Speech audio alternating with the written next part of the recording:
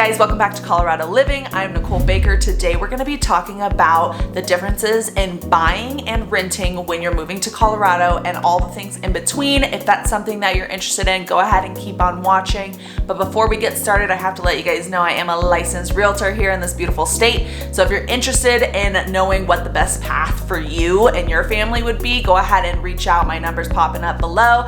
Call, text, also my email will be there. But let's go ahead and get started in today's video.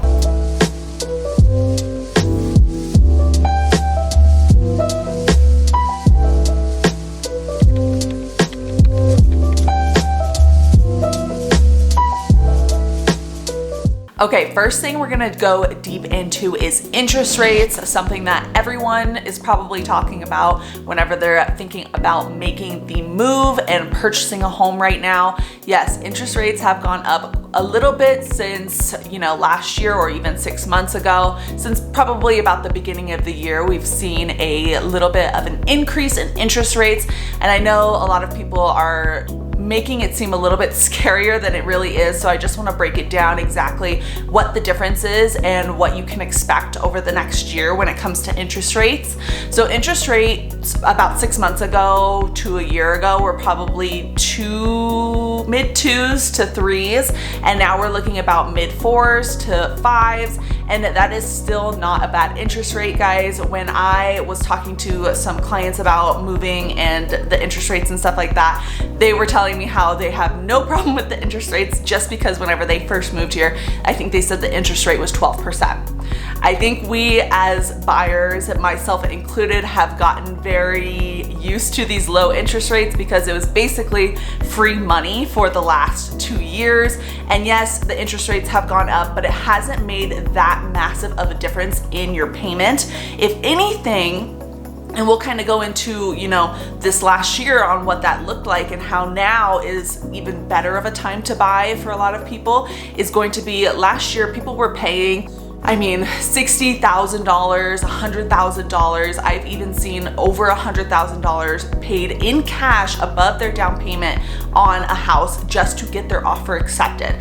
So I think that over time, that chunk of money, if you were to put that in your loan, you're gonna pay just as much in a difference of payment from your interest rate and how much you had to pay over. Now, finally, I think this is it's so refreshing for a lot of buyers and for myself that I can actually help people move into homes and not tell them, unfortunately, you have to give, your child away, essentially, just to get a house. Now you can actually shop as a buyer. There are more options than there has been in the last 2 years, giving you more flexibility and time even to find the house that you really enjoy without having to pay a ton over and even maybe paying less than list price. I can actually negotiate for my clients now and it feels really, really good. But interest rates now aren't making that big of a difference in your payment. And even if you are concerned about interest rates, let's go ahead and move into equity because that's going to hopefully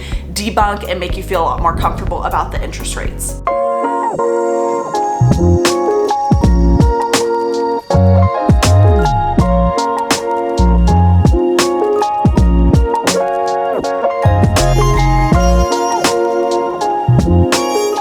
Okay, we're gonna go ahead and go into equity and I'll explain exactly what that is. So say these numbers are completely an example, but say you purchase a home for $300,000 and now 2 years later you decide you wanna move and that home is worth $400,000 based off of the other comps in that area, which are comparable homes that have been sold recently. So now you have made $100,000 once you've sold that house. That money can be used for a plethora of different things, whether that be a large down payment on your next home, or you could purchase a couple investments with it, you could pay off debt, you could go to school. There's endless options on what you can do with that money. So that is something really important to mention, is you do not get equity when it comes to getting into a rental. A rental is simply you paying your landlord money so they can pay their mortgage and they can make equity. I think sometimes it really does make sense for people to rent, whether it be just not they don't have the budget for that. So they don't have the down payment, for example. Down payments are no longer 20%. I know I hear a lot of people say, their parents say, oh, I have to put 20% down. That is not the truth. You can put 3% to 5% down, and that will get you into a home, which is amazing. Nowadays, you know, we want to try and get, at least that's my mission, is try to get as many people into homes as possible, because rent is extremely insane.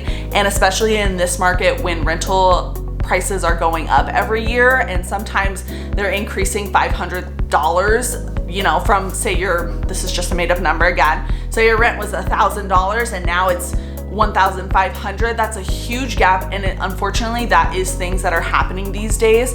With owning a home, you do not have to worry about that kind of thing, so something to keep in mind when it comes to that. But again, back to the equity portion, you do not earn equity when you have a rental. Equity is extremely valuable and one of the big business sides of real estate that I don't think a lot of people understand. But let's go ahead and go into some reasons why you actually might want to rent if you're moving here.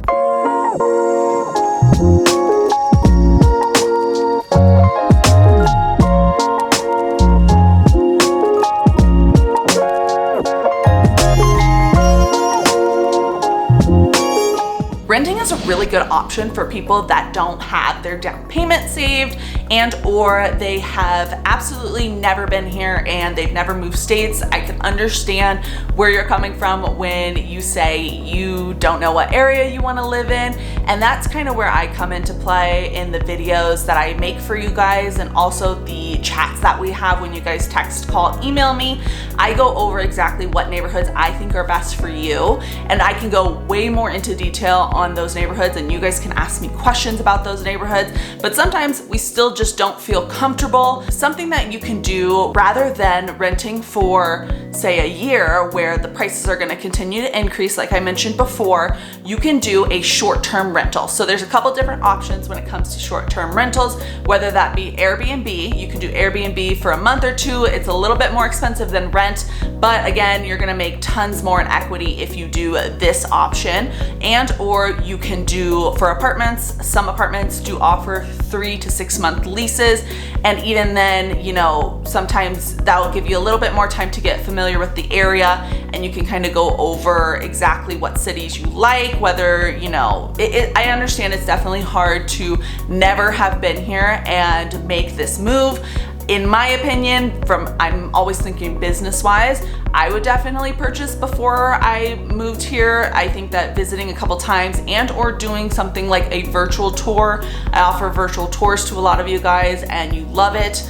I get very, very in detail on these virtual tours, where essentially I walk around on video chat with you guys and kind of get deep into the home with my camera, whether that be zooming in on, say, the carpet, or, you know, if I think it smells kind of funky, or if I think, you know, there's so many different variables that I go over when I go into a house, and I zoom in on everything that you could possibly want me to zoom in. I also do street views, neighborhood views, and even if you guys want me to record kind of, I've done time lapses before where I record everything from the moment I get into my car, driving there, on the freeway, so on and so forth. So that's a really good option too. I just want to make you guys feel as comfortable as you possibly can when moving here. So whether or not that be a short-term rental and or just purchasing right off the bat, I think both of those are really good options, rather than renting for a year where you are missing out on a lot of equity and opportunity for yourself.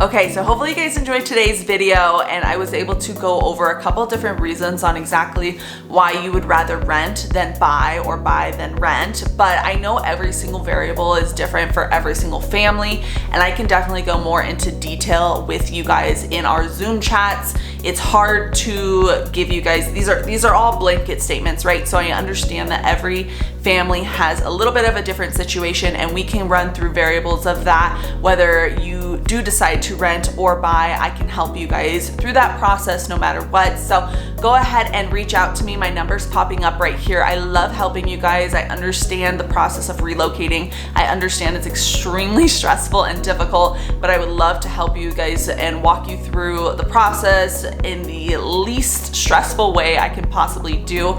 So go ahead, reach out to me. I don't want you guys to make the wrong move or wrong decision by any means. I want to help you guys make equity and really, flourish your lives here in Colorado, because I know whenever I moved here, that happened to me. So go ahead, reach out. I'll talk to you guys next time. Bye.